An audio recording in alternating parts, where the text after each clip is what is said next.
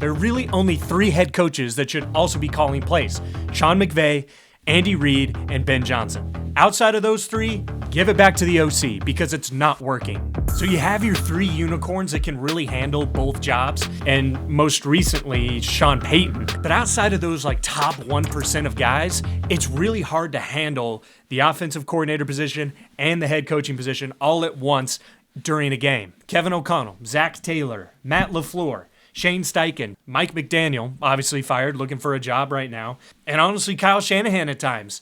I think in big moments he crumbles.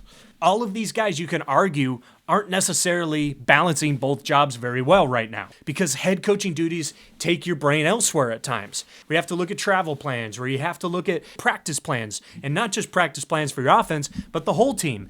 All of this is why I know John Harbaugh to the Giants is going to work, because John Harbaugh can put in the system and then he kind of assists the offensive coordinator in play calling and in the implementation of the overall scheme. And we have that separation of head coach and offensive coordinator. I think it really helps the team. As a head coach, your responsibility is also putting in an offense that works for your guys. And it isn't just a playbook that makes you look good.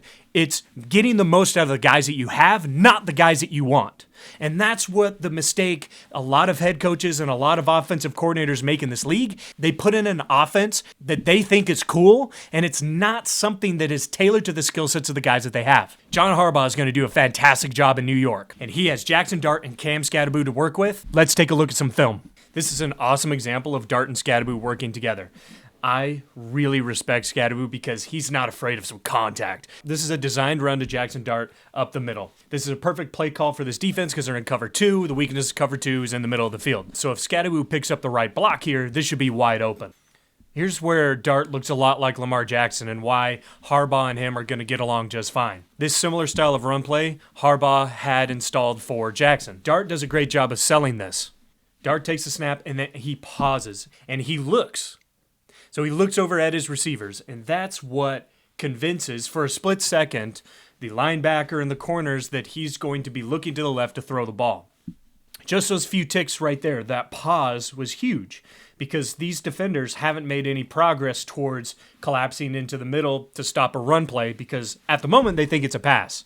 And that gives Skattebo time to start getting ahead of Dart to block. The patience there was awesome because Dart doesn't start taking off with the ball until Skattebo is in line with the line of scrimmage. So Skattebo gets a whole 5 yards pretty much in front of him, and then Dart starts running with the football. And boom! Man, Skattebo just eats this linebacker for breakfast right here. This is just an awesome block. I've never seen a guy that likes to hit more than Skattebo. And he eats the block too. And what I mean by that is it doesn't just hit him and bounce off, or he sticks it. And he holds the linebacker long enough Dart can get past him and just run it in for a touchdown. Harbaugh saw this play and he's like, yeah, I think I can go to New York. Now the second play, this shows off Dart's scrambling ability and able to throw on the run, which is a lot of what Lamar Jackson did. Again, this is why it's going to work with Harbaugh. There's a lot of similarities here in what Harbaugh's going to run in New York versus what he ran in Baltimore. He's not going to have to make too many changes. Obviously every player is different. He's going to fine-tune things. But look at this. On the snap here, they give him time to throw in this play. Nobody's open at the moment.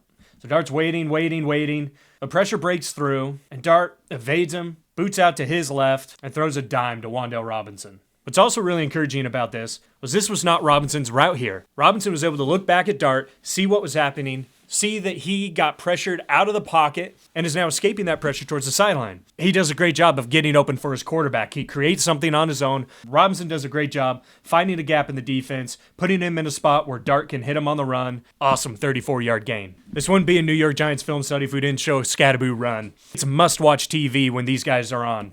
Now this is an inside zone to the right. When Skattebo gets the ball, nothing's open. Everything's clogged up. So he kind of cuts it back. He immediately gets met at a defender and just bangs into him. Rolls off and is fast enough to beat a guy to the sideline and turn this into an 11-yard gain. What could have been no gain or a 1-yard gain, Skattebo wasn't afraid of contact, bounced off a guy and turned it into 11. Now the combination of Dart, Skattebo, and Harbaugh is going to be something awesome to watch next season. If everybody stays healthy, Skattebo returns from his ankle injury and is back to 100%, they're going to be scary. This is why, too, I'm not worried about which offensive coordinator is under John Harbaugh, because at his time at the Ravens, he's had 7 offensive coordinators under him and has still been able to lead the Ravens to pretty consistent success. And that makes me a believer in his system. Look at Mike Tomlin.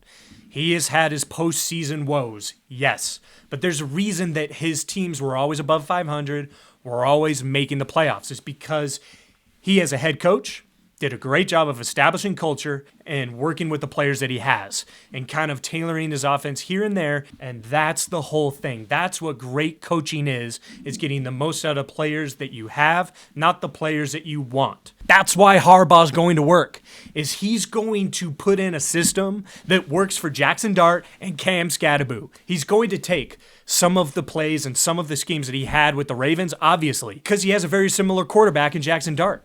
Jaxson Dart plays a lot like Lamar Jackson. It's obviously not as fast, but the style of play is very similar. This next season, you will see John Harbaugh make some changes to get the most out of both of those guys. That's why it's so important to have a great head coach, because a great head coach can overcome mediocre offensive coordinators. Honestly, John Harbaugh bringing Mike McDaniel, that would be an absolutely insane pairing. I think with play calling duties, you can still have an input. You can still override your offensive coordinator at times, which is well known to happen. But the sole responsibility of play calling falling on the head coach is a lot to manage. John Harbaugh is going to do a great job.